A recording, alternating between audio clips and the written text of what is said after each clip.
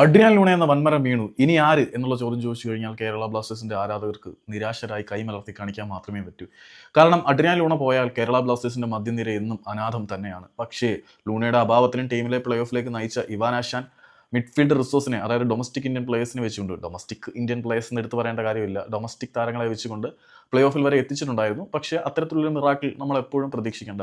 ഇടയ്ക്ക് ഫെഡോ ചോണിസ് എന്ന് പറയുന്ന ഒരു താരത്തിനെ കൊണ്ടുവന്ന് കുറച്ച് പ്രശ്നങ്ങളൊക്കെ ഒതുക്കി നിർത്തി എന്നല്ലാതെ അഡ്രിയാൻ ലൂണയ്ക്ക് പകരം നിൽക്കാനുള്ള ഒരു മധ്യനിരക്കാരൻ ബ്ലാസ്റ്റേഴ്സിന്റെ ചരിത്രത്തിൽ ഇതുവരെ ഉണ്ടായിട്ടില്ല. ചരിത്രത്തിൽ എന്ന് പറയുന്നില്ല, ഇവാൻ വുക്കോമാനോവിച്ച് കേരള ബ്ലാസ്റ്റേഴ്സിന്റെ പരിശീലകനായി വന്നതിന് ശേഷം ലൂണയെ പോലെ മധ്യനിര ഹാൻഡിൽ ചെയ്യുന്ന ഒരു താരം വന്നിട്ടില്ല. പക്ഷേ കേരള ബ്ലാസ്റ്റേഴ്സിനോടൊപ്പം തന്റെ കരിയർ വരെ അവസാനിപ്പിക്കണം എന്ന് പറഞ്ഞിരുന്ന അഡ്രിയാൻ ലൂണ ഇപ്പോൾ ക്ലബ്ബ് വിട്ടു പോയേക്കും എന്ന തരത്തിൽ ചർച്ചകൾ പ്രചരിക്കുന്ന വേളയിൽ വിദേശത്തു നിന്നും ഒരു മധ്യനിര താരത്തിനെ തങ്ങളുടെ കൂടാരത്തിലേക്ക് എത്തിക്കുവാനുള്ള തിരക്കിട്ട നീക്കങ്ങളിൽ തന്നെയാണ് ബ്ലാസ്റ്റേഴ്സിന്റെ സ്പോർട്ടിംഗ് ഡയറക്ടറായ കരോലിസ് കിങ്കിസ് എന്നാണ് വിശ്വസിക്കുന്നത്. ഇപ്പം കരോലിസ് അഡ്രിയാൻ ലൂണയ്ക്ക് പകരം വേറെ ഒരുത്തിനെ കൊണ്ടുവരുമ്പോൾ നമുക്കത് മേ ബി കേരള ബ്ലാസ്റ്റേഴ്സിനെ വൈകാരികമായിട്ട് കാണുന്ന ആരാധകർക്ക് ഒരിക്കലും ഒരു പക്ഷേ അക്സെപ്റ്റ് ചെയ്യാൻ കഴിഞ്ഞേക്കില്ല.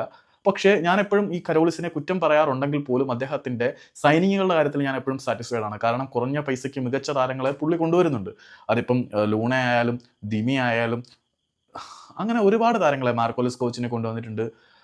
അങ്ങനെ നിരവധി താരങ്ങളെ നമുക്ക് വേണ്ടി കൊണ്ടുവരാൻ പുള്ളിയെ കൊണ്ട് കഴിഞ്ഞിട്ടുണ്ട്. അതിപ്പം കഴിഞ്ഞ സീസണിൽ നമ്മുടെ ജീസസ് ആയാലും അങ്ങനെ മികച്ച താരങ്ങളെ കൊണ്ടുവരുന്നുണ്ട്. ചില്ലറ പൈസയ്ക്ക് ചില ലോക്കൽ വിദേശ താരങ്ങളെ കൊണ്ടുവന്നിട്ടുണ്ട് എന്നുള്ള സത്യമാണ്. ഇപ്പം പെപ്പറെ ഹാർഡ് വർക്ക് എടുക്കുന്നുണ്ടെങ്കിലും നമ്മൾ ഉദ്ദേശിക്കുന്ന റിസൾട്ട് ഇവാന്റെ കീഴിൽ കിട്ടിയിട്ടുണ്ട്, അത് വേറെ കാര്യം. പിന്നെ മിലോസ് നുഗിച്ച് ഫ്ലോപ്പ് സൈനിങ് എന്ന് തന്നെ വിശേഷിപ്പിക്കണം.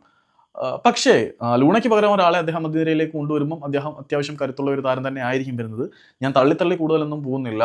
ഒരു മികച്ച വിദേശ താരത്തിന് വേണ്ടിയിട്ട്, മധ്യനിര താരത്തിന് വേണ്ടിയിട്ടുള്ള തിരക്കിലാണ് നമ്മുടെ കരോലിസ് കിങ്കിസ്. ആ ഒരു നീക്കം എത്രമാത്രം ബലവത്താവും എന്നുള്ള ചോദിച്ചതിന് തന്നെയാണ്. അഡ്രിയാൻ ലൂണയ്ക്ക് വേണ്ടി മോഹൻ ബഗാൻ ഉൾപ്പെടെയുള്ളവർ വരവരിച്ചിട്ടുണ്ട് എന്ന് കേൾക്കുമ്പോൾ ലൂണയ്ക്ക് പകരം ഒരു കരുത്തൻ തന്നെ ബ്ലാസ്റ്റേഴ്സിന്റെ മധ്യനിരയിലേക്ക് വരും എന്ന് പ്രതീക്ഷിക്കാം. പക്ഷേ ലൂണയെപ്പോലെ നമ്മുടെ ആത്മാവിൽ ഇടം പിടിക്കാൻ പറ്റുമോ എന്നുള്ളത് എപ്പോഴും ഒരു ചോദ്യചിഹ്നം തന്നെ ആയിരിക്കും.